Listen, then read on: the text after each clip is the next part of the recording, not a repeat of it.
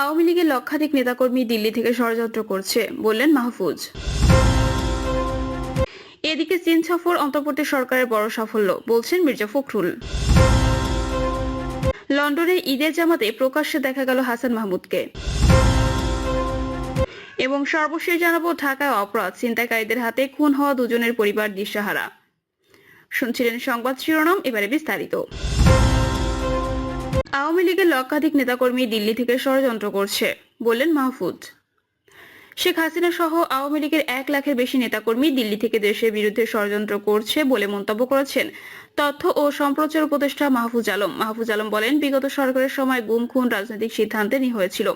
এগুলো করার জন্য বিশেষ টিম ছিল, পুলিশ র্যাব সহ সবাইকে গুমের আদেশ দেওয়া ছিল।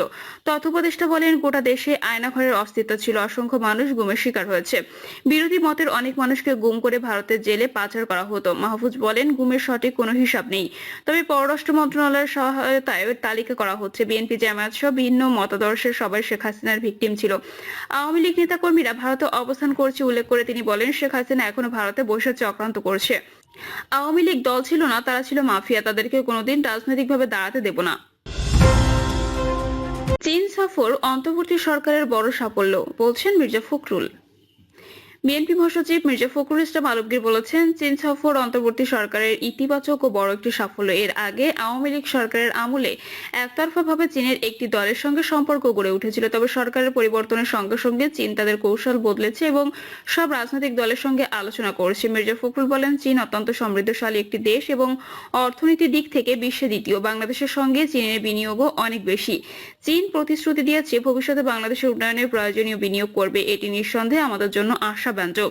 অন্তর্বর্তী সরকারের বিষয়ে এক প্রশ্নের জবাবে বিএনপির মহাসচিব বলেন, তারা জনগণের সমর্থন নিয়ে ক্ষমতায় এসেছে এবং ছাত্র জনতার আন্দোলনের মাধ্যমে এই সরকার গঠিত হয়েছে। তারা রাষ্ট্র ব্যবস্থায় পরিবর্তন আনতে সংস্কার কর্মসূচি সামনে এনেছে এবং সংস্কার কমিশন গঠন করেছে। আমরা কমিশনের প্রস্তাবগুলো পর্যালোচনা করেছি ও আমাদের মতামত দিয়েছি।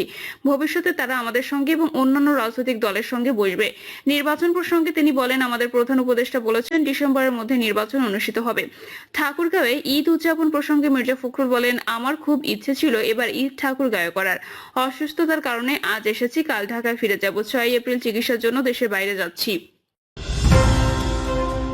লন্ডনে ঈদের জামাতে প্রকাশ্যে দেখা গেল হাসান মাহমুদকে। আওয়ামী লীগের যুগ্ম সাধারণ সম্পাদক ও সাবেক পররাষ্ট্রমন্ত্রী হাসান মাহমুদকে লন্ডনে ঈদের জামাতে প্রকাশ্যে দেখা গেছে।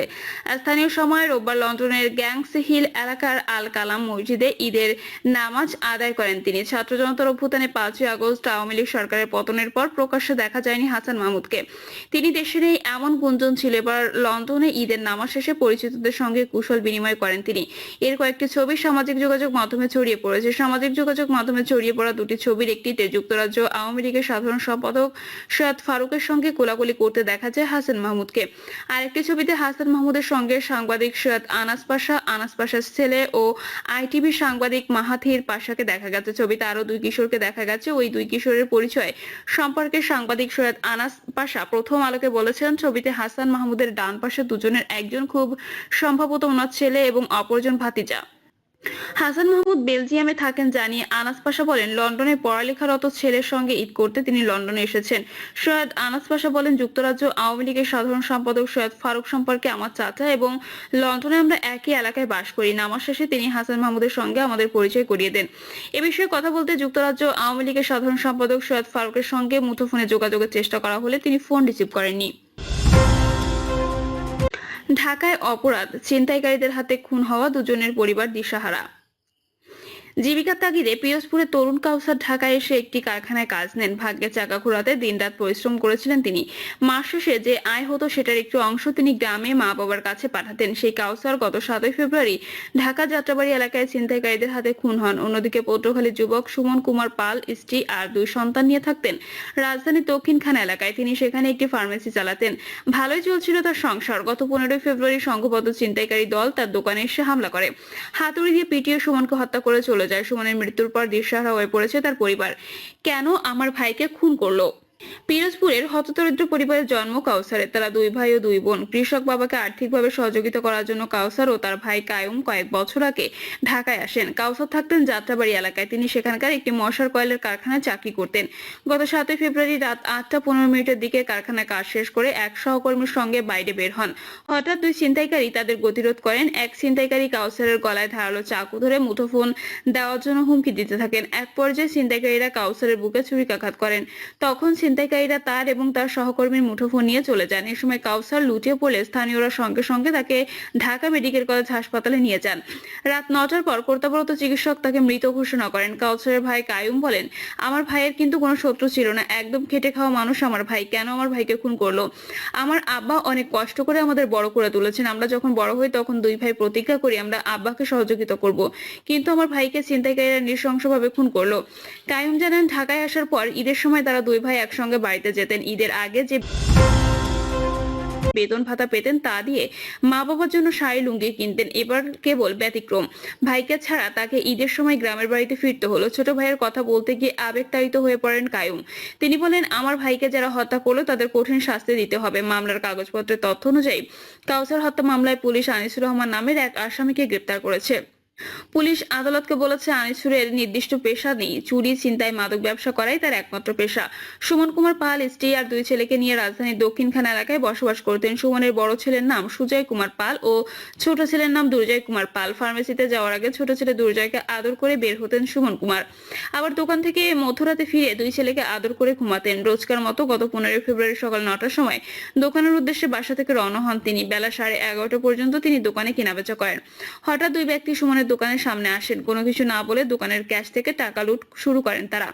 এতে বাধা দিলে হাতুড়ি দিয়ে সুমনের মাথায় আঘাত করতে থাকেন। উপর্যুপরি হাতুড়ি দিয়ে মাথায় আঘাতের পর তিনি অচেতন হয়ে যান। পরে তাকে স্থানীয় লোকজন উদ্ধার করে পাশের একটি প্রাইভেট হাসপাতালে পাঠান। শারীরিক অবস্থার আরো অবনতি হলে তাকে নেওয়া হয় কুর্মিটোলা জেনারেল হাসপাতালে। রাত 9টার দিকে হাসপাতালে কর্তব্যরত চিকিৎসক তাকে মৃত ঘোষণা করেন। পরে সুমনের স্ত্রী সেতু রানী পাল বাদী হয়ে দুজনের বিরুদ্ধে মামলা করেন। সুমন কুমার পালের পরিবারের সদস্যদের সঙ্গে কথা বলে জানা গেল, সুমন ছিলেন পরিবারের একমাত্র উপার্জনক্ষম ব্যক্তি। সুমনের মৃত্যুর পর দিশেহারা হয়ে পড়েছেন তার পরিবারের সদস্যরা। সুমনের শাশুড়ি চন্দ্রা রানী পাল বলেন, সুমনের আয়ের সংসার চলত। তার মৃত্যুর পর থেকে দুই ছেলে সুজয় ও দুর্জয় প্রায় সময় বাবার খোঁজ করে, বাবা কোথায় গেছে, কবে ফিরবে জিজ্ঞাসা করে। মামলার কাগজপত্রের তথ্য অনুযায়ী সুমন কুমার পাল হত্যা মামলায় অন্যতম আসামি আব্দুল করিম গ্রেপ্তার হয়েছেন। সুমনের ভাতিজা অর্কজিৎ পাল বলেন, কাকার মৃত্যুর পর খুব কষ্ট করে তার সংসার চলছে। মামলার কাগজপত্রের তথ্য অনুযায়ী সুমন কুমার পাল হত্যা মামলায় অন্যতম আসামি আব্দুল করিম গ্রেপ্তার হয়েছেন। সুমনের ভাতিজা অর্কজিৎ পাল বলেন, কাকার মৃত্যুর পর খুব কষ্ট করে তার সংসার চলছে। প্রিয় দর্শক, এই ছিল এখনকার সর্বশেষ সংবাদ আপডেট।